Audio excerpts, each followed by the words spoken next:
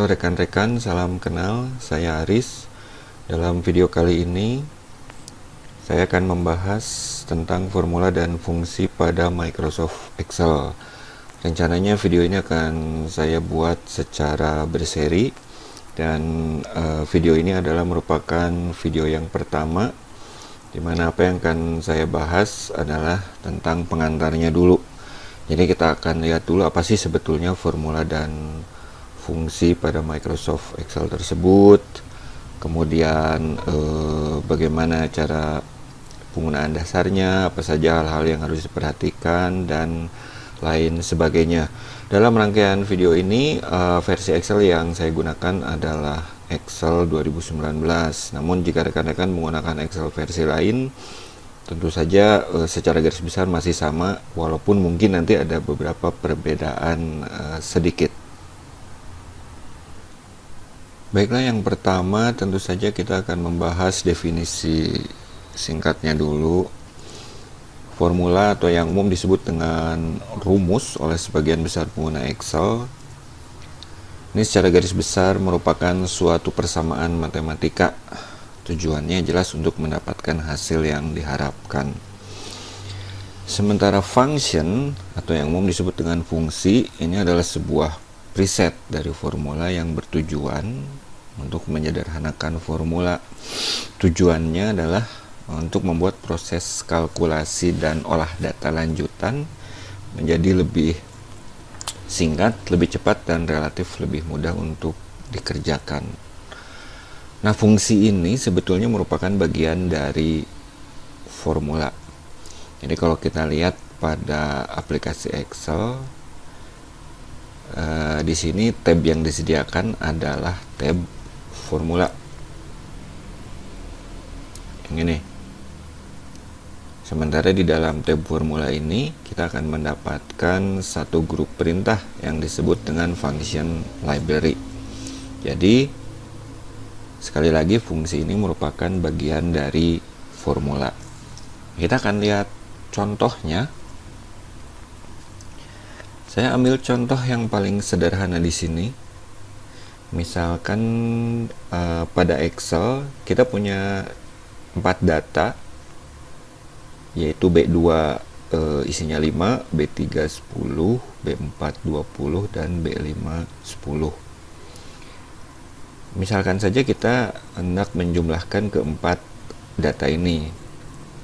Rumus yang paling sederhana atau formulanya ini mudah sekali. Kita tinggal mengetikkan sama dengan B2 di sini ditambah B3 ditambah B4 dan ditambah B5, sehingga kita akan mendapatkan hasilnya.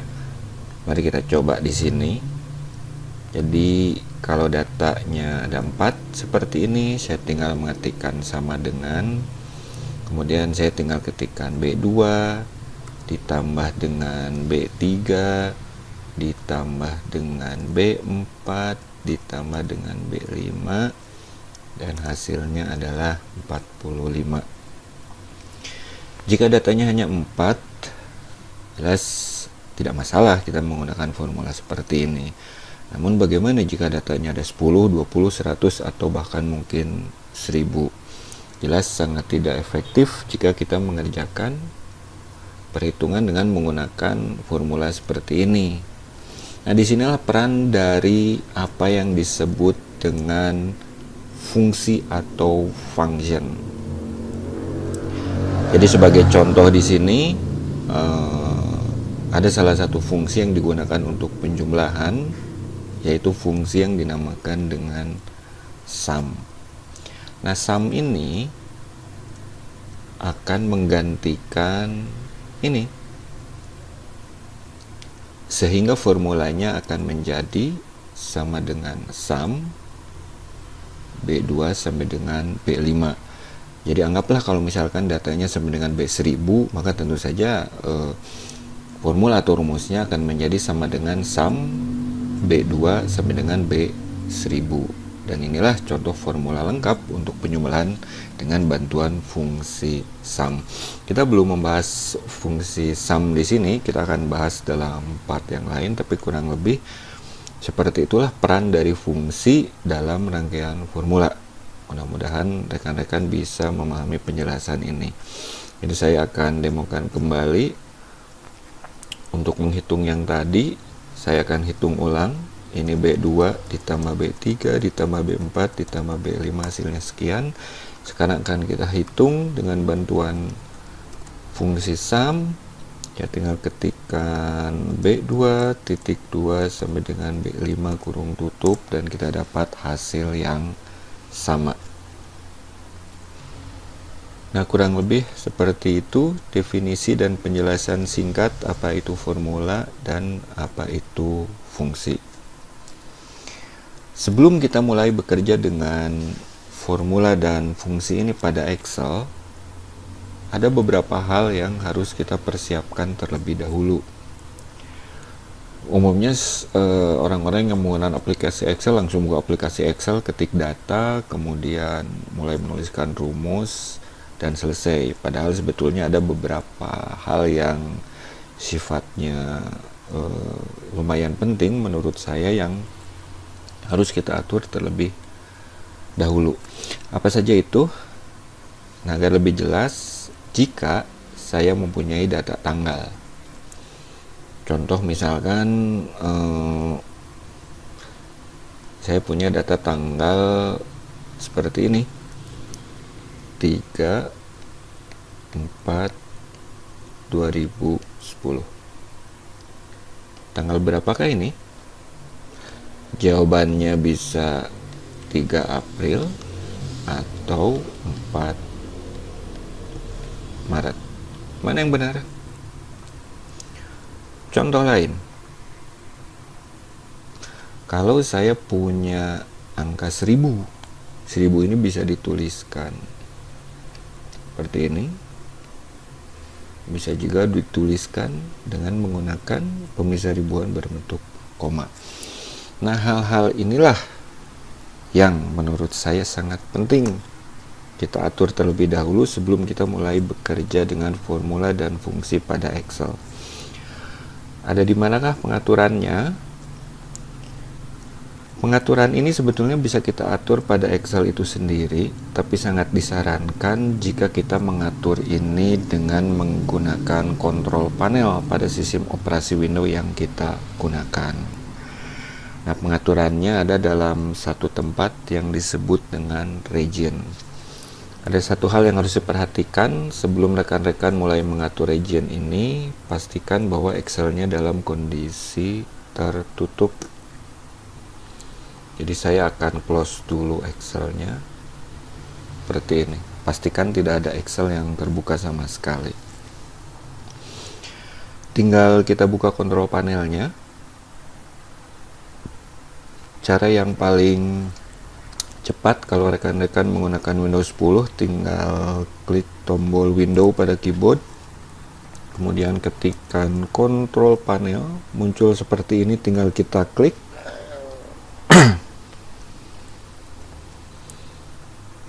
Kemudian dalam kumpulan icon yang ada di sini, ini bisa kita rubah dalam bentuk kategori, large icon atau small icon. Saya sarankan dalam large icon biar kelihatan semua. Rekan-rekan tinggal mencari icon yang namanya region, yaitu yang ini. Tinggal kita klik dan silakan rekan-rekan tentukan hendak menggunakan region yang mana. Ini berhubungan erat dengan yang pertama, tanda pemisah ribuan, titik atau koma. Jika kita menggunakan format English, maka pastinya tanda pemisah ribuan adalah koma. Jika kita di sini memilih Indonesia, maka tanda pemisah ribuannya adalah titik. Kemudian ini juga berhubungan dengan susunan penulisan tanggal. Jika kita pilih English, maka pastinya bulan yang akan dituliskan di depan. Tapi jika kita pilih Indonesia, maka tanggal akan dituliskan di depan. Nah, kegunaan yang paling utama dari pemilihan region ini sebetulnya ada di poin yang ketiga, yaitu pemisah komponen dalam fungsi atau variabel ya. Ada koma atau titik koma. Jadi nanti kita akan mempelajari function yang kompleks, di mana akan melibatkan banyak komponen dan variabel di dalam function yang kompleks tersebut. Nah, tiap-tiap komponen dan variabel tersebut harus dipisahkan. Nah, tanda pemisahnya itu ada koma dan satu lagi ada titik koma. Kapan kita menggunakan koma, kapan kita menggunakan titik koma? Kalau kita menggunakan English, maka tanda pemisahnya adalah koma. Ini untuk English. Sedangkan kita menggunakan tanda pemisah titik koma jika kita menggunakan region Indonesia. Seperti itu. Jadi silahkan rekan-rekan menentukan hendak menggunakan region yang mana, tidak ada batasan, mau English boleh, Indonesia boleh. Tapi yang pasti hal-hal seperti ini yang harus diperhatikan. Jika kita memilih English, tanda pemisah ribuan adalah koma, untuk penulisan tanggal bulan di depan, dan pemisah komponen atau variabel dalam fungsi adalah koma. Tapi jika kita memilih Indonesia, maka tanda pemisah ribuannya adalah titik, untuk tanggalnya akan ditulis di depan, dan pemisah komponen atau variabel dalam fungsi akan menggunakan titik koma. Dalam rangkaian video ini, saya akan menggunakan region English karena biasanya default yang terinstall untuk Office itu adalah English. Tapi jika nanti rekan-rekan hendak menggunakan format region Indonesia, silahkan saja. Hanya saja dalam rangkaian video ini, saya akan menggunakan English. Jadi tinggal saya klik OK di sini dan selesai. Nah, tahapan persiapan yang berikutnya adalah saya akan buka lagi Excel-nya.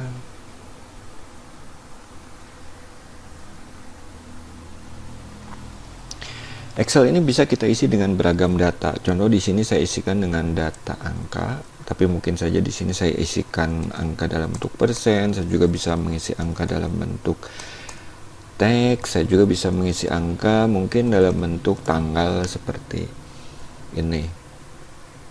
Nah, setiap data yang kita masukkan di sini itu sangat disarankan untuk kita rubah format datanya.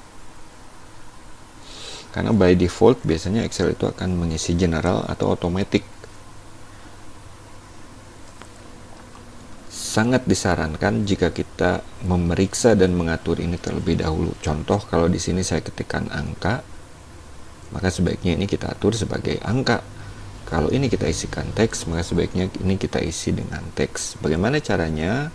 Kita atur dengan menggunakan format cell. Cara paling cepat untuk mengatur format cell ini, rekan-rekan tinggal memilih bagian mana yang hendak diatur format cell-nya, kemudian tinggal klik kanan. Di sini ada pilihan format cell, dan tinggal klik seperti ini. Contoh di sini saya isikan angka, maka di sini saya pilih number. Seperti ini. Setelah saya pilih number, ada beberapa opsi lain yang mungkin bisa kita atur kemudian. Contoh di sini saya bisa menentukan mau menyertakan berapa angka di belakang desimal, dan ini mungkin yang penting adalah apakah kita hendak menggunakan tanda pemisah ribuan atau tidak. Dan kalau kita lihat di sini juga, ya perbesar sedikit. Di sini tanda pemisah ribuannya dia langsung state menggunakan tanda koma, karena sebelumnya tadi kita menggunakan region English. Jadi saya pilih number, misalkan contohnya seperti ini, hasilnya seperti ini. Kemudian ini saya atur sebagai teks, saya masuk ke format cell. Ini tinggal saya pilih teks, oke. Saya ambil yang ini, saya masuk ke format cell. Saya pilih di sini persentase dan demikian seterusnya.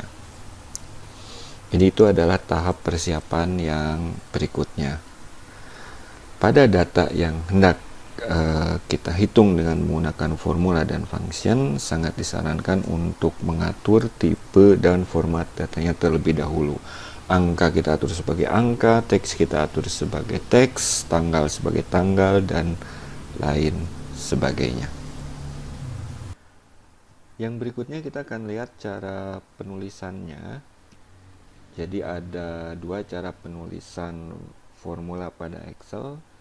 Yang pertama adalah cara manual, yaitu dituliskan langsung pada sel atau pada formula bar seperti yang tadi sudah saya demokan sedikit. Sebagai contoh di sini, saya tinggal klik pada sel di mana kita ingin meletakkan hasilnya, kemudian sama dengan B2 ditambah B3 seperti ini. Atau kita juga bisa menggunakan kotak formula bar yang ada di sini. Tinggal klik, kemudian saya ketikkan sama dengan B2 ditambah B3 seperti ini. Cara lainnya selain dengan menggunakan penulisan secara manual ini, kita juga bisa menggunakan perintah insert function, kemudian menggunakan tombol-tombol perintah yang ada pada function library. Itu bisa kita dapatkan pada tab formula di sini. Jadi misalkan untuk menghitung ini dengan menggunakan function sum, saya tinggal klik ke formula, kemudian tinggal cari function yang sesuai ada di mana. Contohnya itu ada di sini. Saya tinggal klik, kemudian tinggal saya isikan beberapa isian yang ada di sini. Oke, dan hasilnya dapat. Sebetulnya hasil akhirnya tetap sama, baik dengan menggunakan cara manual maupun dengan menggunakan perintah insert function.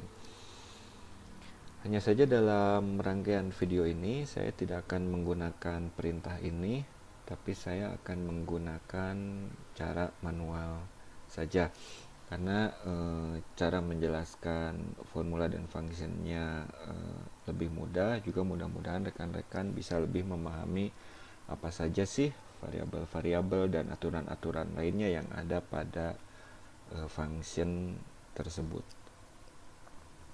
Oke, setelah kita tahu cara penulisannya, berikutnya kita akan lihat beberapa panduan penulisan untuk formula pada Excel ini. Yang pertama, ini sudah jelas dan rasanya semua pengguna Excel pasti tahu bahwa formula itu selalu diawali dengan tanda sama dengan. Jadi pada saat kita hendak mulai menuliskan formula, yang pertama pastikan kita mau taruh hasilnya di mana, di sel yang mana, dimanapun bebas sesuai kebutuhan. Tinggal kita ketikkan sama dengan. Jadi selalu diawali dengan tanda sama dengan. Kemudian pastikan bahwa formula itu selalu merujuk ke alamat sel atau range selama datanya ada ya, kecuali kalau datanya nggak ada. Contoh di sini ada 5, 10, 20, dan 10.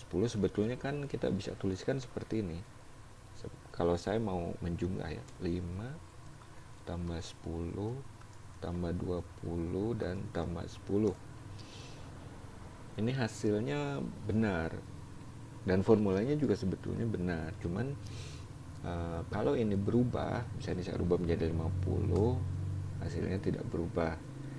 Itulah sebabnya formula ini diusahakan untuk selalu merujuk ke alamat sel atau range, karena kalau formulanya saya arahkan ke alamat sel B3, B4 plus B5, maka pada saat datanya berubah, jelas hasilnya akan ikut berubah juga seperti ini.